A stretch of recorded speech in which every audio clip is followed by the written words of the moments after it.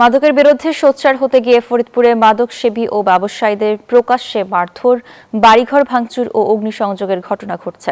সাধারণ মানুষ নিজের হাতে আইন তুলে নেওয়ায় প্রশ্ন উঠছে প্রশাসনের ভূমিকা নিয়েও। সচেতন মহল বলছে, মবের কারণে নিরাপদ মানুষ হয়রানির শিকার হতে পারে। তবে মাদকের বিরুদ্ধে জিরো টলারেন্স ঘোষণা করেছে পুলিশ। খায়রুজ্জামান সোহাগের তথ্য ও ছবি নিয়ে ডেস্ক রিপোর্ট। ফরিদপুরের বিভিন্ন উপজেলায় মাদক ব্যবসায়ীদের বিরুদ্ধে জনরোষ যেন নতুন মাত্রা পেয়েছে। সম্প্রতি ফরিদপুরের ভাঙ্গা উপজেলার ব্রাহ্মণকান্দায় মাদক ব্যবসায়ীকে প্রকাশ্যে মারধরের দৃশ্য আলোড়ন তুলেছে নেট দুনিয়ায়। উপজেলার চণ্ডীদাস মহল্লায় মাদক বিক্রির অভিযোগে এক দম্পতির নির্মাণাধীন বাড়ি ভেঙে দিয়েছেন বিক্ষুব্ধরা। পাশাপাশি অগ্নিসংযোগের ঘটনাও ঘটে। এদিকে নগরকান্দার তালমা বাজারে মাদক বিক্রির অভিযোগে প্রকাশ্যে মারধর করা হয়।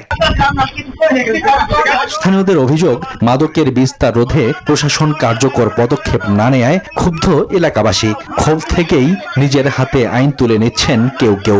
মাদক একজন কিনতে আসছিল, তাকে আমরা ধরে তাকে উত্তম মাধ্যম দিয়ে তাকে আমরা ছেড়ে দিয়েছি। আমার বাড়ির বাসার লোক মাদক বেচে, এ ফিরের কোনো ক্ষমতা নাই। ছেলে মেয়েদের রক্ষার্থে আমাদের আইন হাতে তুলে নিতে হচ্ছে।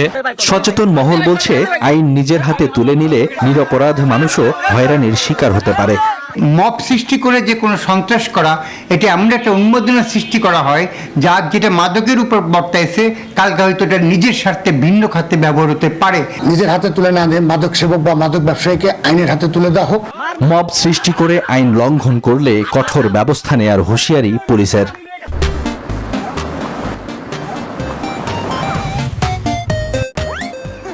মাদকের বিরুদ্ধে আমাদের অবস্থান হলো জিরো টলারেন্স, এবং আমরাও এই জাতীয় অপরাধকে নির্মূলে আমরা বদ্ধপরিকর। তবে কোনোভাবেই জনগণকে আইন নিজের হাতে তুলে নিয়ে কোনো ধরনের অগ্নিসংযোগ, ভাঙচুর, শারীরিকভাবে লাঞ্ছনা, এটাকে আমরা কোনোভাবেই মানব না। নিজের হাতে আইন তুলে না নিয়ে মাদক থেকে যুব সমাজকে মুক্ত করতে প্রয়োজনীয় পদক্ষেপ নেয়ার দাবি সচেতন মহলের। Desk report, news 24।